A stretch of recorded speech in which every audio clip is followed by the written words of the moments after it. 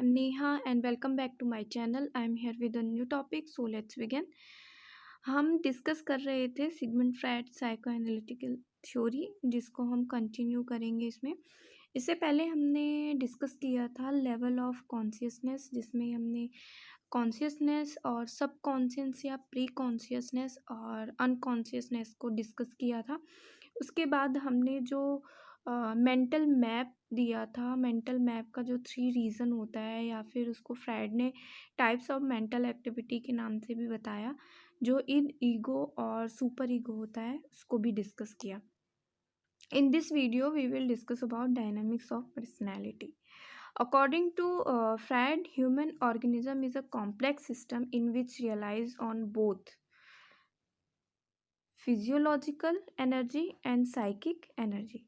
Physical energy में इन्होंने बताया कि जब हम फिजिकल एक्टिविटीज़ करते हैं, जैसे रनिंग, राइटिंग, रेस्पिरेशन इट्सेट्रा, ये हमारी होती है physiological energy.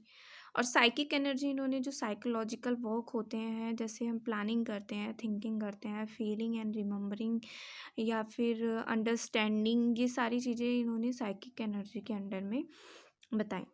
According to Freud, जो ईद दिया था वो कॉन्टेक्ट पॉइंट था of these 2 types of energy, physiological energy और साइकिक एनर्जी का। तो फ्रायड ने डेवलप किए some concept which explain the dynamic aspects of personality, जो है इंसिक्ट्स, एंग्जाइटी और मेंटल मैकेनिज्म। ओके, अब इंस्टिंक्ट्स जो दिया था फ्रायड ने, उसको इन्होंने 2 पार्ट्स में डिवाइड किया, एक तो एरोस किया और एक थैनॉट्स किया। तो एरोस का मतलब इन्होंने बताया लव, और थैनॉट्स का मतलब था डिस्ट्रक्टिव और डेथ इंस्टिंक्ट्स, जिसमें एरोस था जो drive of life, love, creativity and sexuality. इसमें सेल्फ सेटिस्फैक्शन एंड स्पेसिस प्रिजर्वेशंस होते हैं। और थैनेट्स का मतलब होता है from the Greek word for death, ये एक ग्रीक वर्ड है जिसका मीनिंग होती है डेथ, और is the word drive of aggression, sadism, destruction और वायलेंस एंड डेथ। मतलब ये जो वर्ड है वो इन सभी वर्ड्स को ड्राइव करता है। इसके थ्रू एग्रेशन आता है, बट एरोस के थ्रू क्या होता है, लव होती है, लाइफ होती है। इसका अपोजिट एरोस का ठीक अपोजिट होता है थैनोस। ठीक है, तो जो इन दोनों के थ्रू, जो लव और थैनोस हैं, इन दोनों के थ्रू क्या एक साइकिक एनर्जी होती है, जो मेन सोर्स होती है लिबिडो की। ठीक है, इंस्टिंक्ट्स को डिस्कस कर लिया, जो aspect of personality, dynamic aspects of personality में दिया था फ्रायड ने। अब आते हैं एंग्जाइटी पे। एंग्जाइटी जो होती है वो कैसे आती है, क्या सोर्सेज हैं उनके, वो फ्रायड ने एक्सप्लेन किया कि जो रियलिस्टिक सोर्सेज हैं वो है external world according to him, और कॉन्फ्लिक्ट। जब एक्सटर्नल वर्ल्ड हम जाते हैं तो हमारे माइंड में कॉन्फ्लिक्ट होते हैं, तो उसी कॉन्फ्लिक्ट की वजह से और एक्सटर्नल वर्ड्स की वजह से हमारी एंग्जाइटी आती है। ठीक है, तो ये जो कॉमन कॉन्फ्लिक्ट होता है, जब हम ईद जो हमारी होती है, जिसको हम डिस्कस कर चुके हैं, अगर आप उस वीडियो को देख लेंगे जो सेकंड पार्ट है इसका, तो आपको ये समझ में आ जाएगा।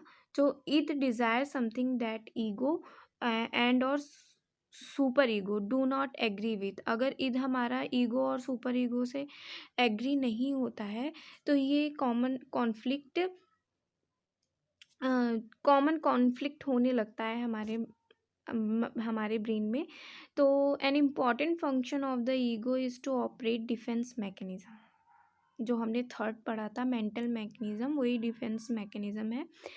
जब हम इन फंक्शंस को ईगो के थ्रू ऑपरेट करते हैं, जैसा मैंने बताया था कि जो हम डिसीजन मेकिंग लेते हैं, तो वो हमारा एक डिफेंस मैकेनिज्म होता है, जो साइकोलॉजिकल डिफेंस होता है।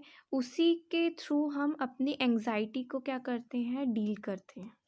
ठीक है, तो फ्रायड ने कुछ मैकेनिज्म दिए हुए हैं डिफेंस मैकेनिज्म। अब हम इस last aspect dynamic aspects of personality के बारे में डिस्कस करेंगे। इसको हम नेक्स्ट वीडियो में डिस्कस करेंगे। ये बहुत ही ज़्यादा इम्पॉर्टेंट टॉपिक है, इसलिए हम इसको डिटेल्स में डिस्कस करेंगे। इस वीडियो को डिस्कस करने इसकी करेंगे तो ये वीडियो बहुत ही ज़्यादा लेंथी हो जाएगी, तो हम नेक्स्ट वीडियो में इसको डिस्कस करेंगे।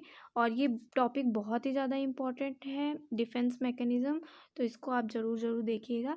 और तब तक मेरे सभी वीडियोस को आप देखते रहिए, घर पे रहिए, सुरक्षित रहिए। Thanks for watching.